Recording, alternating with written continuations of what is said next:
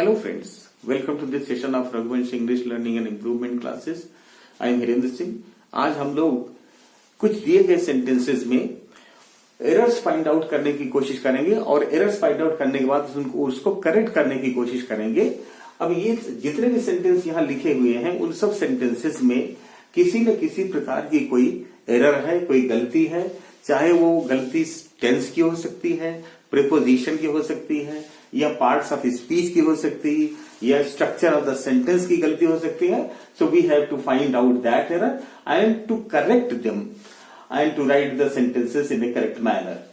So first of all let's start. I am doubting whether he will come. पहला sentence अगर आप देखेंगे तो इसमें आई एम डाउटिंग लिखा हुआ है। मैं डाउट कर रहा हूं कि क्या वो आएगा। यहां पर देखिए सबसे पहले चीज ये है कि आई एम डाउटिंग जो है, डाउट जो है वो वर्ब ऑफ परसेप्शन में माना जाता है। वर्ब ऑफ परसेप्शन होते हैं अपीयर, एक्सपीरियंस, सीम, लुक, बिलीव। ऐसे सेंटेंसेस जो अपनी इंस्टिंक्ट्स होती हैं, जो अपने स्वाभाविक गुण वाले शब्द बताते हैं, ऐसे वर्ब्स को हम वर्ब ऑफ परसेप्शन कहते हैं।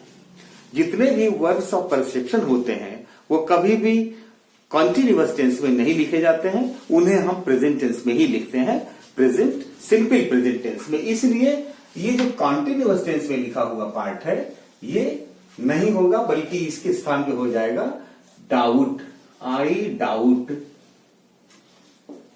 इसके बाद देखिए ये दो सेंटेंसेस हैं जो कि वेदर से जुड़ा हुआ है। एक सेंटेंस गलती तो यहां हमने पकड़ी कि यहां आई डाउट होगा, न कि आई एम डाउटिंग होता है, क्योंकि ये डाउट जो है ये वर्ब ऑफ परसेप्शन है, या स्वाभाविक सहज प्रवृत्ति वाले शब्द को बताने वाले, स्वभाव को बताने वाले या लक्षण को बताने वाले शब्द होते हैं। वो हमेशा प्रेजेंट इंडेफिनिट टेंस में लिखे जाते हैं। तो ये गलती हो गई। दूसरी गलती, whether he will come.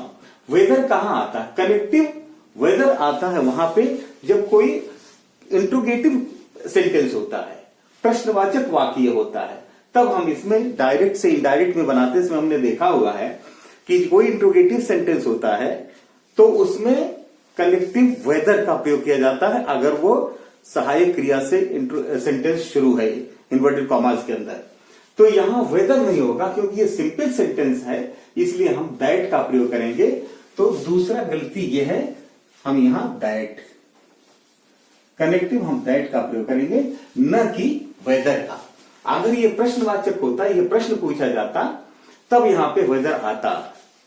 He asked whether he will come, अगर यहां आस्क्ड होता तो यहां वेदर आ जाता।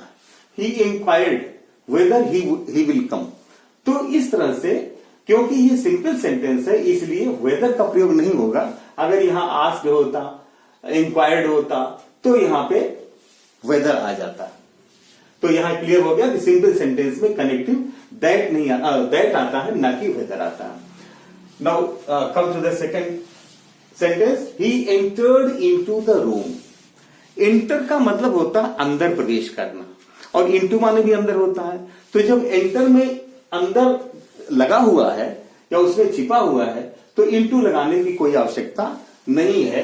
तो into will be deleted, delete into, delete into शब्द जो है वो हट जाएगा, क्योंकि इसमें एंटर्ड में अंदर आने की क्रिया शामिल है, इसलिए अंदर के लिए दूसरा शब्द नहीं आएगा, क्योंकि इसमें अंदर शब्द पहले से ही निहित है। Now come to the third sentence, the sceneries are very good. अब जो सीनरी जो होती है, सीनरी नहीं होती।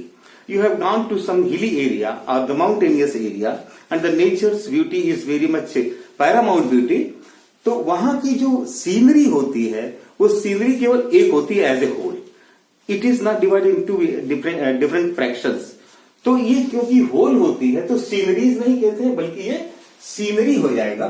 यहां सीनरी, और अगर ये सीनरी हो गया तो यहां सिंगुलर नंबर का प्रयोग हो जाएगा। तो इसका मतलब हो जाएगा scenery, the scenery is very good, ये शब्द हट जाएगा, सीनरीज नहीं होता है। The sceneries of the mountain are very good ऐसा न कह करके the scenery of the mountain, the scenery of the hill area is very attracting, very captivating, very charming, हम कुछ भी कह सकते हैं, लेकिन सीनरी होगा न कि सीनरीज, क्योंकि सीनरी एज ए होल होता है, न कि scenery is divided into different sections और डिफरेंट पार्ट्स और डिफरेंट फ्रेगमेंट्स में नहीं होता है, सीनरी एज ए होल होती है। He enjoys to tell stories to children। ध्यान से देखिए, ऐसा लगता है कि सेंटेंसेस सब सारे सेंटेंस जैसे करेक्ट लगते हैं इसमें, but there is some or the other minute errors. तो कुछ न कुछ गलतियां उसमें है, माइन्यूट गलतियां, उसे हम फाइंड आउट करने की कोशिश कर रहे हैं। ही एंजॉयज, सबसे पहली चीज यह है कि एंजॉय जब शब्द होगा तो उसके साथ रिफ्लेक्सिव प्रोनाउन का प्रयोग जरूर किया जाएगा। रिफ्लेक्सिव का मतलब निजवाचक सर्वनाम, जिसमें सेल्फ लगता है या सेल्फ लग जाता है। ही एंजॉयज, एंजॉय के साथ हमेशा रिफ्लेक्सिव प्रोनाउन, इसका मतलब कि ही के साथ रिफ्लेक्सिव प्रोनाउन हो जाएगा हिमसेल्फ, तो यहां हिमसेल्फ आ जाएगा। एंजॉय के बाद हिमसेल्फ। दूसरी गलती क्या है? To tell the stories, enjoys himself, यहां पे टू टेल द स्टोरी न होकर के इन टेलिंग द स्टोरीज हो जाता है। इन टेलिंग द स्टोरीज कहने का मतलब ये कि वो बच्चों को कहानियां सुनाने में, सुनाने के लिए नहीं बल्कि कहानियां सुनाने में वो बहुत ज्यादा आनंदित होता है। He enjoys himself in telling stories. He enjoys to tell नहीं बल्कि ही एंजॉयज हिमसेल्फ। अगर यहां आई होता, I enjoy myself, they enjoy themselves, she enjoys herself. और इसके बाद जहां टू टेल द स्टोरीज, क्योंकि this is the nature when someone has the habit, तो उस कंडीशन में उसमें कंटिन्यूअस या इसको प्रेजेंट पार्टिसिपल का प्रयोग किया जाता है इन टेलिंग द स्टोरीज, न कि कहानी सुनाने के लिए बल्कि कहानियां सुनाने में। तो इन टेलिंग द स्टोरीज उसे बड़ा आनंद आता है। Fifth sentence, I paid 100 rupees for this racket. मैंने इस रैकेट के लिए 100 रुपए अदा किए, पे किया। अब आप देखिए, देखने में बिल्कुल सेंटेंस सही लग रहा है कि 100 रुपए हमने दिए, लेकिन यहां पर हमेशा अकेला 100 रुपया है तो हम 100 रुपीज कहेंगे। 100 rupee, I paid a 100 rupees. I paid 100 rupees for this racket, क्योंकि यहां 100 होता है, न कि अगर 2 है तो 200 तो आ ही जाएगा, लेकिन 100 रुपीज हो जाएगा। 100 कहने का मतलब कि इसके साथ एक पार्टिसिपल का प्रयोग होगा, सॉरी एडजेक्टिव का प्रयोग होगा 100, अथवा इसको हम आर्टिकल भी कहते हैं, ए का प्रयोग यहां पे जरूर किया जाएगा। 100 रुपीज, सैकड़ों रुपीज, इसका मतलब तो हो जाएगा सैकड़ों रुपीज मैंने दिए, लेकिन यहां पर 100 रुपए दिए। अब देखिए, he is having many friends here, यहां पे उसके कई दोस्त हैं। He is having many friends. देखिए, हैज और हैव का प्रयोग जब हम हमारे नेचर के लिए प्रयोग किया जाता है, हमारी आदत के लिए प्रयोग किया जाता है, तब वो कभी भी कॉन्टिन्यूअस टेंस में नहीं लिखा जाता है। हैव का प्रयोग हैविंग तब लिखा जाएगा टेक के अर्थ में, लेने के अर्थ में। जैसे हम कहें I am having my breakfast at this time, I am having my T at this time, तो वहां टी लेने के अर्थ में, ब्रेकफास्ट लेने के अर्थ में हैविंग का प्रयोग कर सकते हैं। लेकिन जहां नेचर की बात आती है, हैबिट की आती है, पोजेशन की बात आती है, तो मेरे पास, उसके पास कई सारे दोस्त यहां पे हैं, तो इसलिए यहां पे ही इज हैविंग ना होकर के क्या हो जाएगा, he has many friends. He has many friends here. I have a house, मैं ये नहीं कह सकता हूं कि I am having a house. मेरे पास एक पेन है, आई हैव ए पेन, मेरे पास एक पेन है, इसका मतलब मेरा पोजेशन है। लेकिन मैं पेन ले रहा हूं, मैं इस समय 2 पेन लिए हुए हूं, आई एम हैविंग 2 पेन्स। लेने के अर्थ में तो हैव का प्रयोग और हैविंग कर सकते हैं, लेकिन जहां पर नेचर की बात होगी, हैबिट की बात होगी या पोजेशन अपना उसके ऊपर पहले से है, वहां पर हैव का हैज या हैव ही रहेगा, हैविंग नहीं प्रयोग किया जाता है। He is having a car नहीं करेंगे, उसके पास एक कार है, हम कहेंगे ही हैज ए कार। तो यहां पे हैविंग नहीं हटाएंगे और उसके स्थान पे लिख देंगे हैज प्रेजेंट इंडेफिनिट टेंस में। 7th sentence, she didn't attend to the meeting, उसने मीटिंग को अटेंड नहीं किया। तो टू का प्रयोग जो है यहां मीटिंग के पहले हमने वो मीटिंग अटेंड नहीं किया है, इसलिए हम यहां पे टू को हटा देंगे और यहां पर डिलीट टू को डिलीट कर देंगे। उसने मीटिंग अटेंड किया, डायरेक्टली हम कहेंगे she attended a meeting, she attended, she didn't attend the meeting, उसने मीटिंग अटेंड नहीं किया। ही केम बाई वॉक, वो चल करके आया। ही केम, वो आया, बाई वॉक माने चल करके। लेकिन यहां पे चल करके बाई तो किसी माध्यम से आया जाता है। ही केम by bus, he came by cycle, he came by two wheeler. लेकिन यहां चल करके आने के अर्थ में क्या हो जाएगा, ही केम वॉकिंग हो जाएगा। ही केम वॉकिंग, केम बाई वॉक न होकर के वो चल करके आया। चल करके, ये प्रेजेंट पार्टिसिपल का फॉर्म है, आईएनजी। कोई एक्शन जब हो रहा है उस कंडीशन को हम प्रेजेंट पार्टिसिपल के रूप में जानते हैं, इसलिए ही केम बाई वॉकिंग, न कि ही केम बाई वॉक। और बाई कब लगाएंगे, जब बाई बस होगा, बाई ट्रक होगा, बाई रेलवे होगा, बाई टू व्हीलर होगा, बाई स्कूटर होगा, एक्सेट्रा। किसी माध्यम से आए, लेकिन वो चल करके आए, इसका मतलब walking. There is no place in this compartment, इस सेंटेंस में देखिए, देयर इज नो प्लेस, कोई जगह नहीं है, इन दिस कंपार्टमेंट, इस कंपार्टमेंट में, इस रूम में कोई भी जगह अब खाली नहीं है। तो देखिए, जगह के लिए स्पेस तो हमेशा रहता है, लेकिन जो जगह होती है, कोई चीज रखने की जगह, बैठने की जगह, उठने की जगह, तो इसके लिए हम रूम का प्रयोग करते हैं, न कि प्लेस का। तो हम यहां पे देयर इज नो प्लेस के स्थान पे हम लिख देंगे there is no room, there is no room in this compartment. Room का मतलब केवल कमरा ही नहीं होता है, रूम का मतलब कोई अपने लिए जगह न हो पाना है। जैसे make room for me for sitting, यहां बैठने के लिए मेरे पास कुछ जगह बनाइए। You have no room for sitting here, तुम्हारे पास यहां बैठने के लिए कोई जगह नहीं है। तो इस तरह से रूम का मतलब जगह होता है, कमरा तो होता ही है, लेकिन रूम का प्रयोग जगह बैठने, उठने, खड़े होने अथवा एक स्पेस लेने के अर्थ में भी किया जाता है। तो यहां हम कहेंगे there is no place, there is no room in this compartment, अब कोई जगह नहीं बची है। 10th में देखेंगे, 10th sentence, he is in Madras for 3 months। देखने में लग रहा सेंटेंस, वह है मद्रास में फॉर 3 months, माने 3 महीने से वह मद्रास में है। अब आप अगर ध्यान से देखेंगे और हम टेंसेस के बारे में अगर थोड़ा अटेंशन देंगे तो हम देखेंगे कि फॉर 3 months, देखिए टाइम लगा हुआ है। समय अगर किसी भी सेंटेंस में लगता है तो उस सेंटेंस में परफेक्ट कॉन्टिन्यूअस टेंस का प्रयोग किया जाता है। मतलब has been, have been, had been, will have been, shall have been, इनका प्रयोग किया जाता है। तीनों टेंसेस में परफेक्ट कॉन्टिन्यूअस टेंस का प्रयोग किया जाता है, क्योंकि यहां पे पास्ट और फ्यूचर टेंस का कोई भी इंडिकेटिव वर्ड नहीं है, इसलिए यह हो जाएगा प्रेजेंट परफेक्ट कॉन्टिन्यूअस टेंस में। वो पिछले 3 महीनों से मद्रास में है, तो मद्रास में है पिछले 3 महीनों से, इसका मतलब कि हैज बीन या हैव बीन और उसके साथ बी का फॉर्म लगाएंगे। तो बी माने होता है ही हैज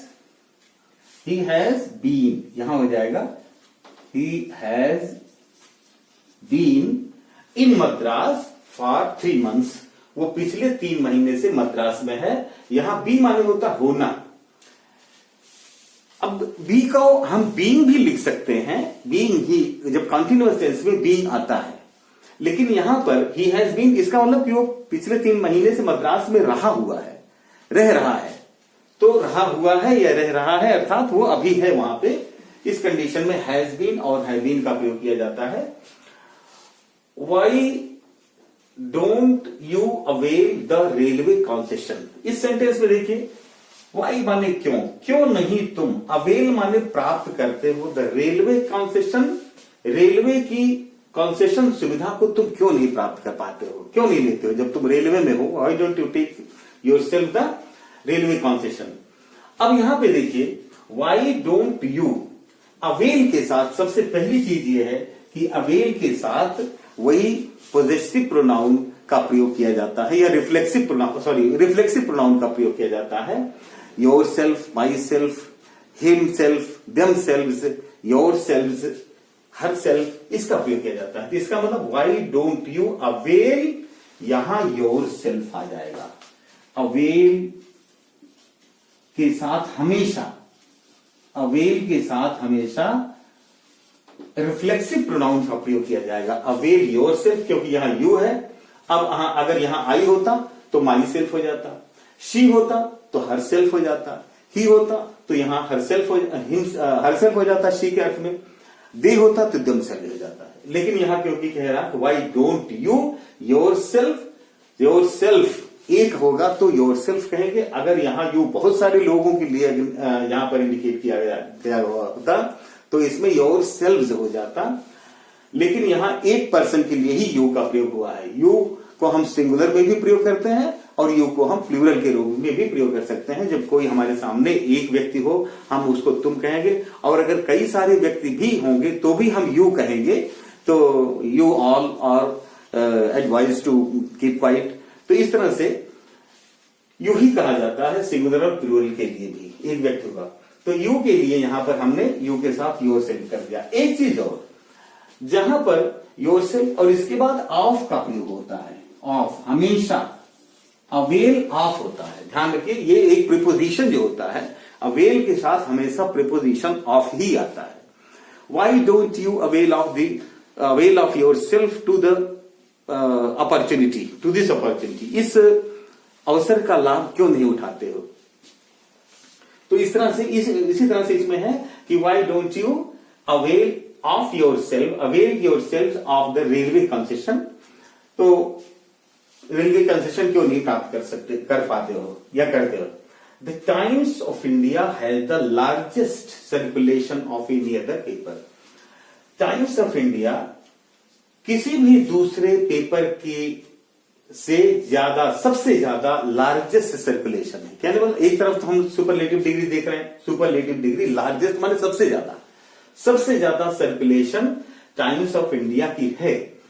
लेकिन एनी अदर का प्रयोग कहां किया जाता है, जब हम कंपैरेटिव तुलना करते हैं, जब किसी दूसरे न्यूज़पेपर से तुलना करते हैं तब वहां पर कंपैरेटिव डिग्री में लिखा जाता है, तब तो यहां देन एनी अदर आता है।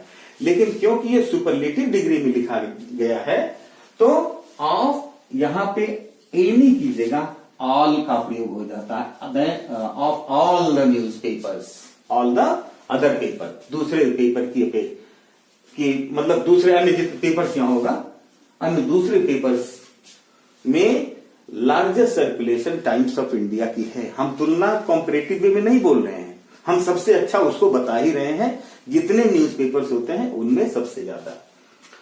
Sameer neither invited me nor my brother to his party. अब ध्यान से देखिए इसमें नाइदर नॉर का प्रयोग कहां किया जाता है, जब एक ही आदमी दो काम करता है तो पहले काम के पहले नाइदर और दूसरे काम के पहले नॉर का प्रयोग इसमें लिखा हुआ है। इसका मतलब कि दो लोग हैं, दो लोगों को इनवाइट करने की बात थी, मी और मेरे ब्रदर। इसका मतलब कि जिसको दो काम था, जिसको दो काम को उसने किया हुआ है, तो पहले वाले काम के पहले ही नाइदर का प्रयोग होगा, न कि इनवाइटेड के पहले। He invited neither me nor my brother to his party.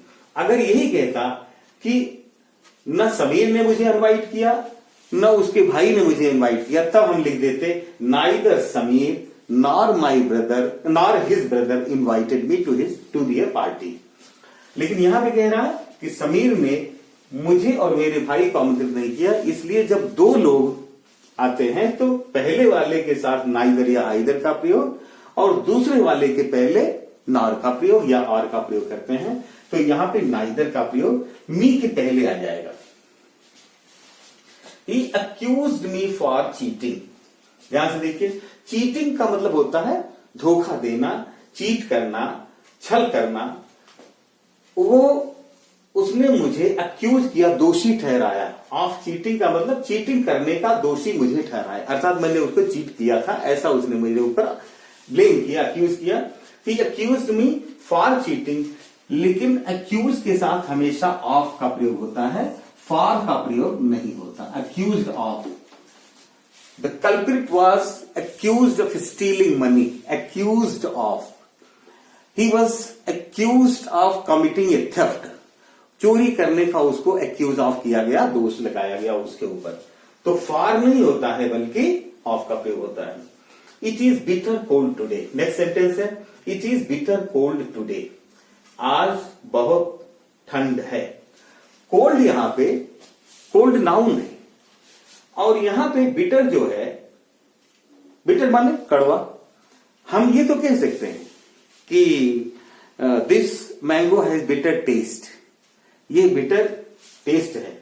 लेकिन ये जो कोल्ड है, ये कोल्ड एडजेक्टिव है, इसलिए यहां पे हम cold today, it is bitter cold today, हम इसको बिटर के स्थान पे क्या लगाएंगे, बिटरली का प्रयोग करेंगे। बिटर तो टेस्ट के लिए आता है और बिटरली जो है अत्यधिक रूप से। तो हम ये नहीं कहेंगे टेस्ट, कोल्ड का टेस्ट आज बिटर है, हम कहेंगे अत्यधिक। यहां देखिए, बिटर का जब एलवाई लग जाता है या एडवर्ब बन जाता है ये, तो इसका मतलब हो जाता है अत्यधिक रूप से कड़वाहट। बिटर माने कड़वा। The mango is bitter, the fruit is bitter. लेकिन कोल्ड के लिए, हॉट के लिए हम यहां पर bitterly, it is bitterly hot, bitterly hot, it is bitterly cold, इसका प्रयोग करते हैं बिटरली। क्योंकि बिटरली का मतलब होता है अत्यधिक रूप से, न कि बिटर का मतलब कड़वाहट के अर्थ में नहीं प्रयोग हुआ है, बल्कि बिटरली अत्यधिक अर्थ में। I have many works to do. मुझे बहुत सारे काम करने हैं। अब काम तो काम टुकड़ों में होता तो हम कई सारे काम कह सकते हैं, लेकिन काम टुकड़ों में नहीं होता, काम का एक वॉल्यूम होता है। तो हाँ, हमारे पास ये, हम ये कह सकते हैं जरूर कि मेरे पास बहुत अधिक काम है। कई सारे काम नहीं बल्कि बहुत सारे काम है, इसलिए volume. I have much work. I have much माने अत्यधिक, क्योंकि जो काम, जिस चीज को हम गिन नहीं सकते हैं उसको हम मच का प्रयोग करते हैं। जो अनकाउंटेबल चीजें होती हैं उसके लिए मच, और जो गिन सकते हैं उसके लिए मेनी का प्रयोग। तो काम को हम गिन नहीं सकते, काम है तो लेस वर्क कहेंगे, अथवा हम इसको a lot of work, a lot of work कहेंगे करने के लिए। लेकिन मेनी का प्रयोग नहीं करेंगे क्योंकि, अच्छा अब यहां पे एस नहीं होगा। I have much work to do, I have a lot of work to do, many का प्रयोग नहीं करेंगे और वर्क्स नहीं लिखेंगे। Last sentence, I want a soap now. मुझे एक सोप चाहिए, इस समय मुझे एक सोप चाहिए। अब सोप माने होता है साबुन, तो साबुन तो इसका वॉल्यूम में भी हो सकता है साबुन। साबुन की केक होती है, न कि साबुन चाहिए। तो इसलिए हमें एक केक चाहिए, हमें केक ऑफ सोप चाहिए, न कि सोप चाहिए। I want A cake of soap. A cake of soap कहा जाता है, न कि सोप चाहिए। सोप तो टब में भी आता है, तो इसका मतलब है थोड़े कि वो टब, या तो कहिए एक टब ऑफ सोप चाहिए। लेकिन सोप जो है वो क्वांटिटी में होती है, इसलिए हम ए नहीं लगाएंगे। क्वांटिटी में ए तब लगाएंगे जबकि उसको काउंटेबल हम बना देंगे। काउंटेबल तब होगा जबकि उसमें एक केक कहेंगे, एक टुकड़ा, एक टिकिया, सोप की एक टिकिया। तो इस प्रकार से इन सेंटेंसेस में हमने देखा कि ये सेंटेंसेस जनरली हमारे